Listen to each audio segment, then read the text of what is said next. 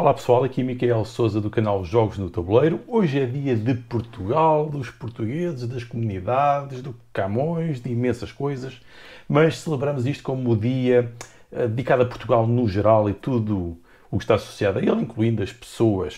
E eu agora, como finalmente estou a conseguir voltar a ver os jogos que tenho, porque andavam perdidos, mas agora finalmente estão juntos, vou então hoje aqui falar de 5 jogos que eu gosto como jogador, ou seja, acho que são bons jogos, em cujo tema, alguns deles um bocadinho mais a narrativa, mas acima de tudo o tema, são Portugal. Não que sejam os melhores jogos a descrever Portugal, mas que são excelentes jogos sobre este tema. E eu depois vou explicar sobre alguns deles o porquê, sendo que grande parte destes jogos tem aqui já tutorial e análise no canal. Então, aqui o quinto jogo, ou seja, a quinta referência que eu vou fazer é o Mosteiro, que dentro destes jogos, sim, é mesmo o mais simples aqui da lista. Eu acho que é um dos que eu estaria disponível para jogar, porque eu acho que o jogo acabou por ficar bem feito, embora pudesse ter mais algumas camadas de complexidade e de interação, mas não era para ser um jogo muito complexo. Mas este, sendo que fala supostamente da construção do Mosteiro da Batalha, o Mosteiro de Santa Maria da Vitória, conhecido Monumento Nacional, associado aqui às guerras pela manutenção da independência de Portugal, no século XIV, e penso que o jogo acabou por ficar bem conseguido. Como sabem, eu tenho alguma relação, não muita, relativamente tenue, mais na parte da concepção inicial, da ideia relacionada com este jogo, mas acho que tenho independência suficiente para poder falar dele, até porque não fui eu que o desenvolvi e não fui eu que o produzi, por isso também não vem aqui o meu nome em lado nenhum. Portanto, este jogo eu acho que é um bom jogo dentro desta categoria dos mais simples e um bom jogo que fala de um dos principais monumentos nacionais e acabando por invocar aqui um pouco da história deste monumento, mas também um pouco sobre o próprio processo construtivo e todas as coisas associadas a estas construções de catedrais medievais, aqui do período gótico, que acaba por ser o caso.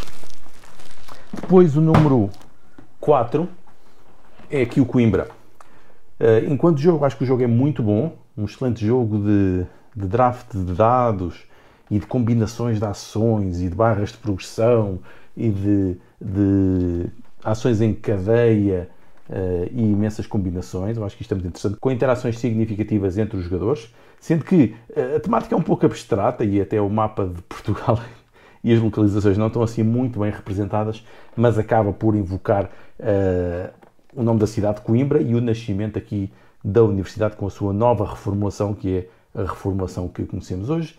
Isso não está muito evidente, mas tenta representar aquilo que foi o fenómeno social e, enquanto jogo, eu acho que o jogo é muito, muito bom.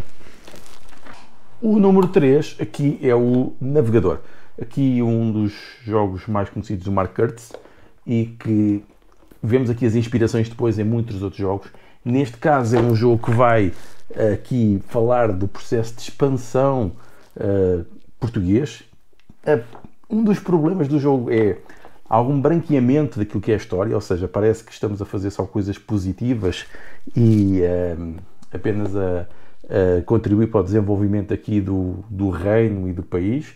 Claro que teve todo o lado negativo do colonialismo e da expropriação e dos conflitos e da guerra implícita que estava sempre associada e o drama humano da escravatura. Enquanto jogo, enquanto sistema económico, o jogo é fantástico, eu gosto muito dele. Tem um sistema económico muito interessante da perspectiva do valor das matérias que são produzidas, encadeadas e uma enorme interação entre os outros jogadores.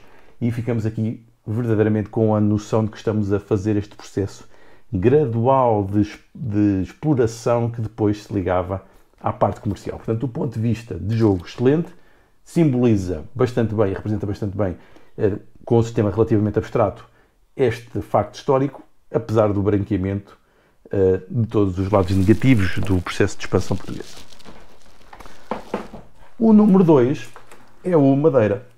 E eu só tenho isto, porque fui um dos apoiantes de Kickstarter e, como todos os outros, não recebemos o nosso jogo e eu nem o antigo tenho, porque não comprei porque estava à espera de sair o Kickstarter, mas pronto, eu e muitos outros continuamos a arder com este problema e, como sabemos, não conseguimos contactar ninguém que nos responda e que nos diga qual é que será o futuro disto. Portanto, também não sei. e estou também prejudicado com isso.